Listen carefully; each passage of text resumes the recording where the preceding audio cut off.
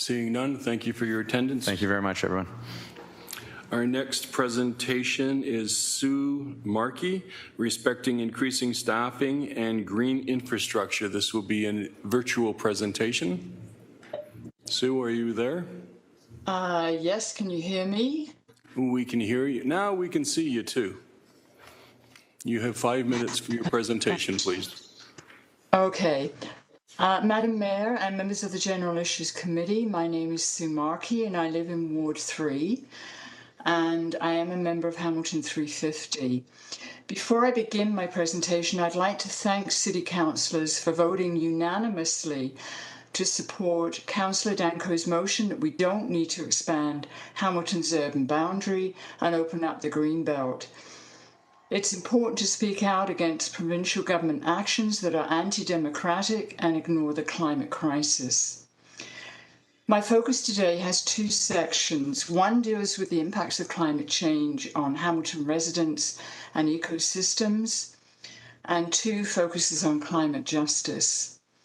In the 2023 Just Recovery for Hamilton report, the section entitled Investing in Green Infrastructure points out the urgency of addressing climate change impacts on Hamilton residents, infrastructure, natural and wildlife areas, and biodiversity and food insecurity.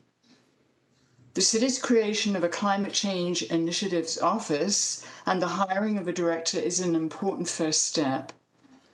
The plans to reduce CO2 emissions include many important initiatives, such as retrofitting city-owned buildings and homes with energy-efficient insulation, increasing and electrifying public transit, and planting more trees and community gardens.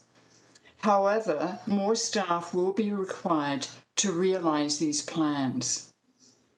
Therefore, I support the Hamilton Just Recovery Report's recommendation that 2 full-time staff be hired to implement the city's climate action strategy.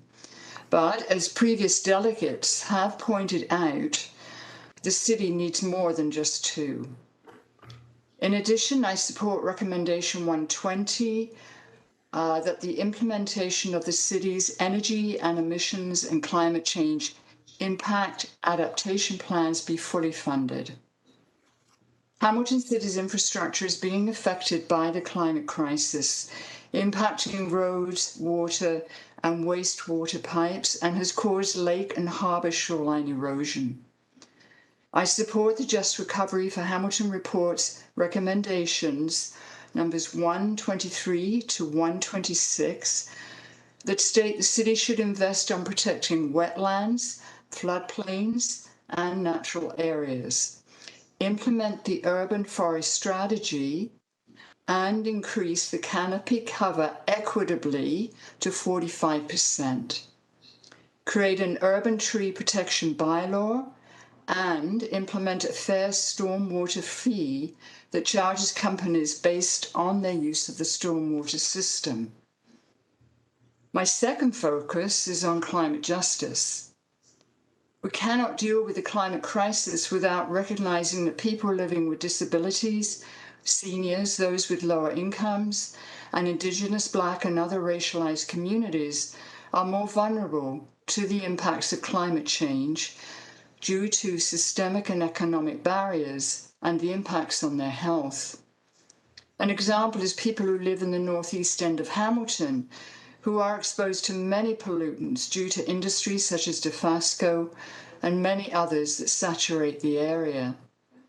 Consequently, their life expectancy is several years lower than someone who lives in Glanbrook or Ancaster. This inequity is deplorable and is a human rights, environmental, and social justice issue. To help address this inequity, I support recommendations 33 to 36 of the Just Recovery's report that address the impacts of extreme heat and that low-income areas of the city should be a priority. The city should create and implement a maximum heat bylaw for rental housing that includes financial penalties for non-compliant landlords, track heat-related deaths and illness, establish cooling centres, especially along transit corridors, and increase the number of public water fountains and water bottle refilling stations.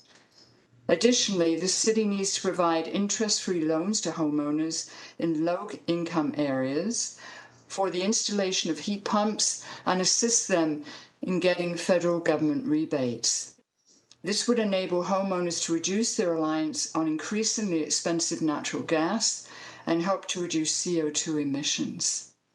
In the long term, the city must shift its environmental, social, economic and planning policies so that Indigenous, Black, other racialized communities, people living with disabilities, seniors, and the Two-Spirit LGBTQIA+ communities' voices are heard and respected to create an inclusive, caring, and compassionate city. Thank you. That's your time, Sue. Thank you very much. Any questions for our delegate? Seeing none, Sue, thank you very much for your presentation today. Okay, thank you. Our next speaker is Kim